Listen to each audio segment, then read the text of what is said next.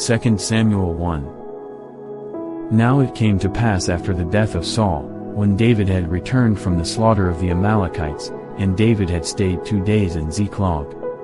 On the 3rd day, behold, it happened that a man came from Saul's camp with his clothes torn and dust on his head. So it was, when he came to David, that he fell to the ground and prostrated himself. And David said to him, Where have you come from? So he said to him, I have escaped from the camp of Israel.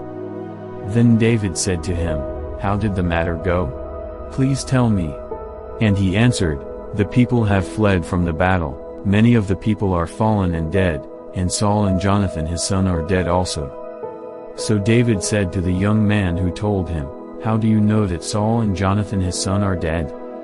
Then the young man who told him said, As I happened by chance to be on Mount Gilboa, there was Saul, leaning on his spear, and indeed the chariots and horsemen followed hard after him.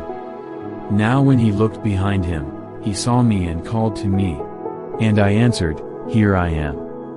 And he said to me, Who are you? So I answered him, I am an Amalekite. He said to me again, Please stand over me and kill me, for anguish has come upon me, but my life still remains in me.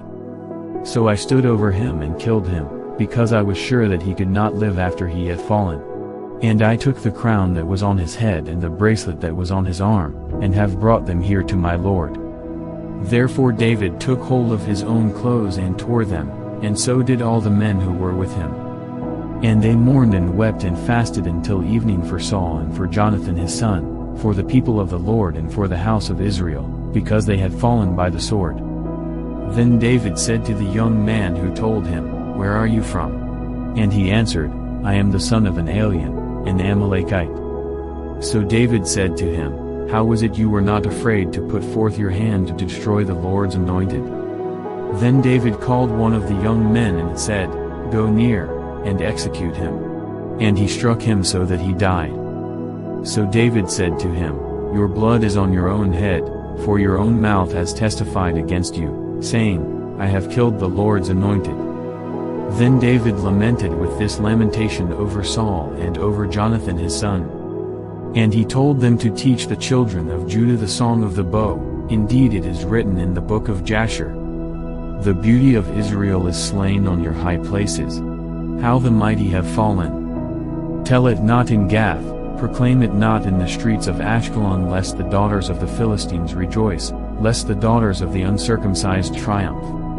O mountains of Gilboa, let there be no dew nor rain upon you, nor fields of offerings. For the shield of the mighty is cast away there. The shield of Saul, not anointed with oil. From the blood of the slain, from the fat of the mighty, the bow of Jonathan did not turn back, and the sword of Saul did not return empty.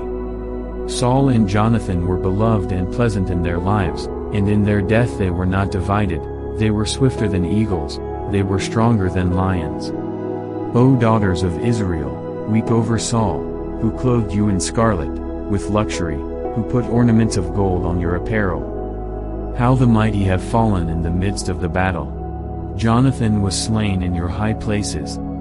I am distressed for you, my brother Jonathan, you have been very pleasant to me, your love to me was wonderful, surpassing the love of women. How the mighty have fallen, and the weapons of war perished.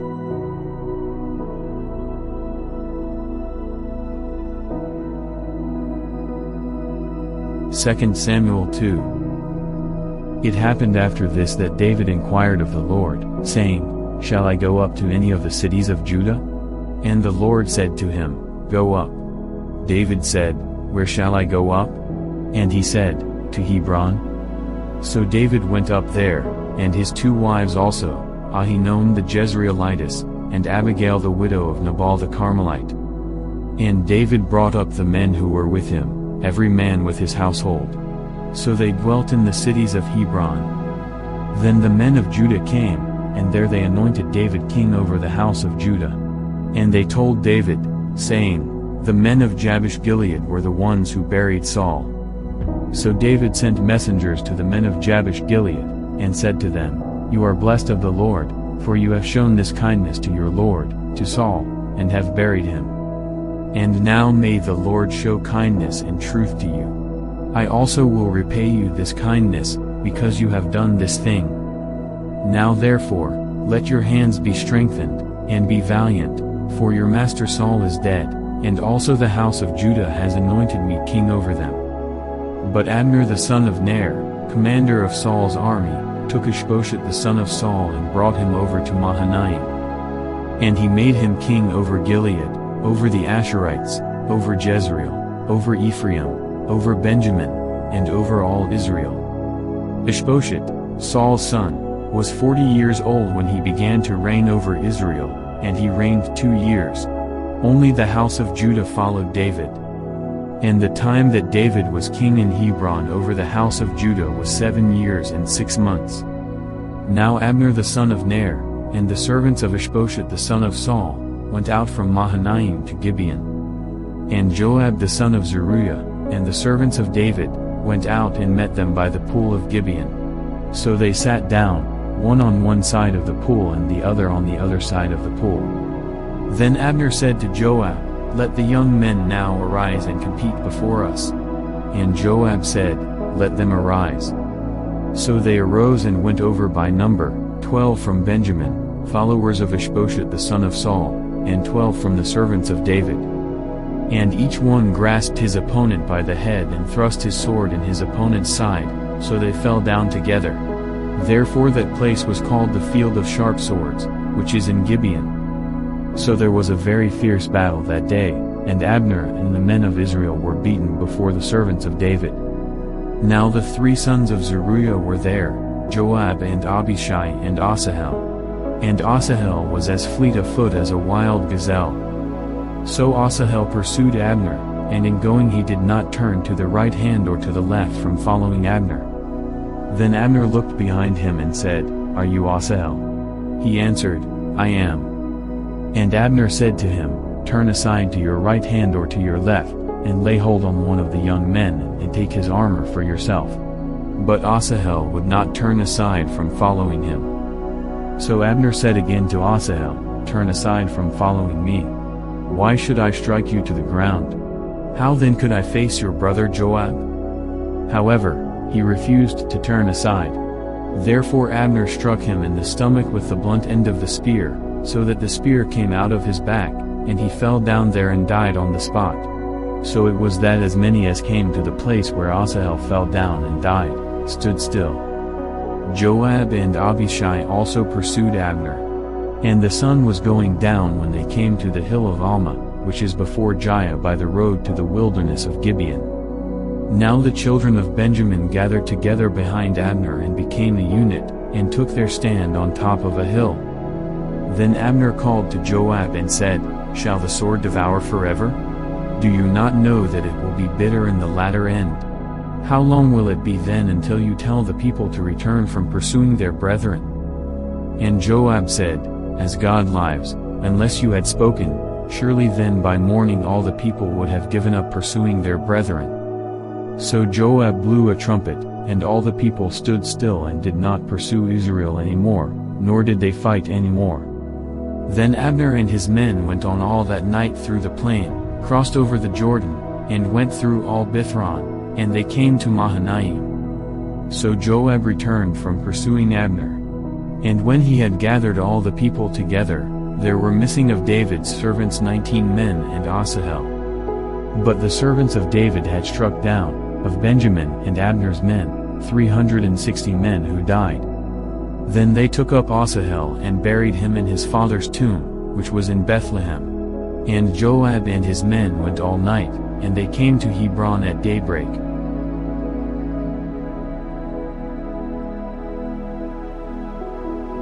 Second Samuel 3. Now there was a long war between the house of Saul and the house of David. But David grew stronger and stronger, and the house of Saul grew weaker and weaker.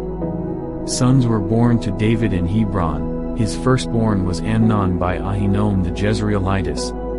His second, Chileab, by Abigail the widow of Nabal the Carmelite. The third, Absalom the son of Maacah, the daughter of Talmai, king of Geshur. The fourth, Adonijah the son of Haggith. The fifth, Shephatiah the son of Abital. And the 6th, Ithream, by David's wife Eglah. These were born to David in Hebron. Now it was so, while there was war between the house of Saul and the house of David, that Abner was strengthening his hold on the house of Saul. And Saul had a concubine, whose name was Rizpah, the daughter of Aiah. So Ishbosheth said to Abner, "Why have you gone into my father's concubine?" Then Abner became very angry at the words of Ishbosheth, and said, "Am I a dog's head that belongs to Judah? Today I show loyalty to the house of Saul your father, to his brothers, and to his friends, and have not delivered you into the hand of David, and you charge me today with a fault concerning this woman? May God do so to Abner, and more also, if I do not do for David as the Lord has sworn to him, to transfer the kingdom from the house of Saul, and set up the throne of David over Israel and over Judah, from Dan to Beersheba." And he could not answer Abner another word, because he feared him. Then Abner sent messengers on his behalf to David, saying, "Whose is the land?" Saying also, "Make your covenant with me, and indeed my hand shall be with you to bring all Israel to you." And David said, "Good, I will make a covenant with you. But one thing I require of you, you shall not see my face unless you first bring Michal, Saul's daughter, when you come to see my face." So David sent messengers to Ishbosheth, Saul's son, saying, "Give me my wife Michal, whom I betrothed to myself for 100 foreskins of the Philistines." And Ishbosheth sent and took her from her husband, from Paltiel the son of Laish. Then her husband went along with her to Bahurim, weeping behind her. So Abner said to him, "Go, return." And he returned. Now Abner had communicated with the elders of Israel, saying, "In time past you were seeking for David to be king over you. Now then, do it. For the Lord has spoken of David, saying, By the hand of my servant David, I will save my people Israel from the hand of the Philistines and the hand of all their enemies." And Abner also spoke in the hearing of Benjamin. Then Abner also went to speak in the hearing of David in Hebron all that seemed good to Israel and the whole house of Benjamin. So Abner and 20 men with him came to David at Hebron. And David made a feast for Abner and the men who were with him. Then Abner said to David, "I will arise and go, and gather all Israel to my lord the king, that they may make a covenant with you, and that you may reign over all that your heart desires." So David sent Abner away, and he went in peace.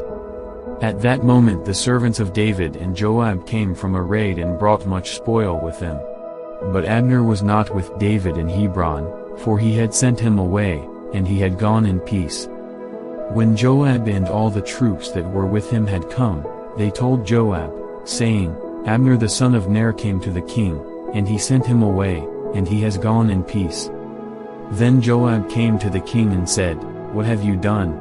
Look, Abner came to you, why is it that you sent him away, and he has already gone?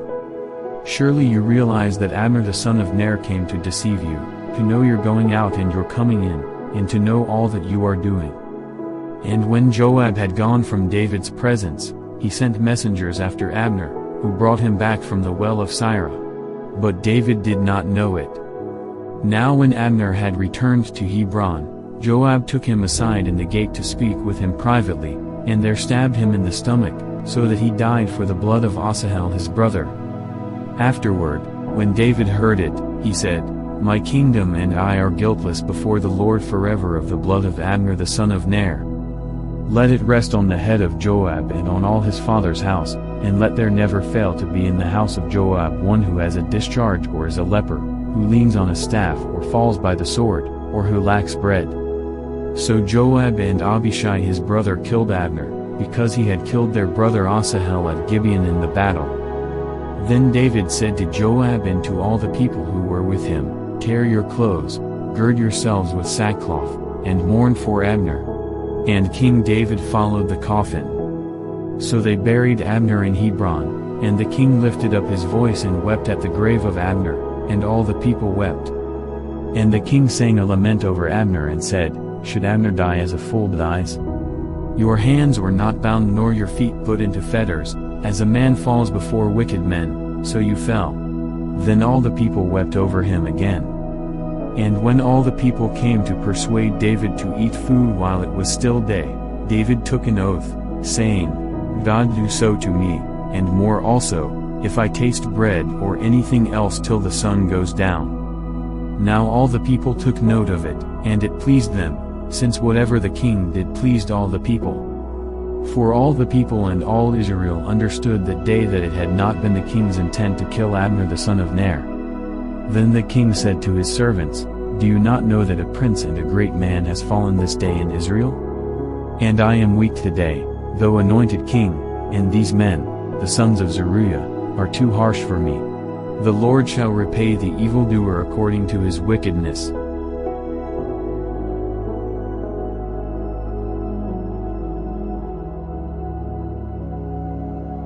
2 Samuel 4. When Saul's son heard that Abner had died in Hebron, he lost heart, and all Israel was troubled. Now Saul's son had 2 men who were captains of troops. The name of one was Baanah, and the name of the other Rechab, the sons of Rimmon the Beerothite, of the children of Benjamin. For Beeroth also was part of Benjamin. Because the Beerothites fled to Gittaim and have been sojourners there until this day. Jonathan, Saul's son, had a son who was lame in his feet. He was 5 years old when the news about Saul and Jonathan came from Jezreel, and his nurse took him up and fled. And it happened, as she made haste to flee, that he fell and became lame. His name was Mephibosheth. Then the sons of Rimmon the Beerothite, Rechab, and Baanah, set out and came at about the heat of the day to the house of Ishbosheth, who was lying on his bed at noon. And they came there, all the way into the house, as though to get wheat, and they stabbed him in the stomach. Then Rechab and Baanah his brother escaped. For when they came into the house, he was lying on his bed in his bedroom. Then they struck him and killed him, beheaded him and took his head, and were all night escaping through the plain. And they brought the head of Ishbosheth to David at Hebron, and said to the king, Here is the head of Ishbosheth, the son of Saul your enemy, who sought your life, and the Lord has avenged my lord the king this day of Saul and his descendants. But David answered Rechab and Baanah his brother, the sons of Rimmon the Beerothite, and said to them, As the Lord lives, who has redeemed my life from all adversity. When someone told me, saying, Look, Saul is dead, thinking to have brought good news, I arrested him and had him executed in Ziklag, the one who thought I would give him a reward for his news. How much more, when wicked men have killed a righteous person in his own house on his bed? Therefore, shall I not now require his blood at your hand and remove you from the earth? So David commanded his young men, and they executed them, cut off their hands and feet, and hanged them by the pool in Hebron. But they took the head of Ishbosheth and buried it in the tomb of Abner in Hebron.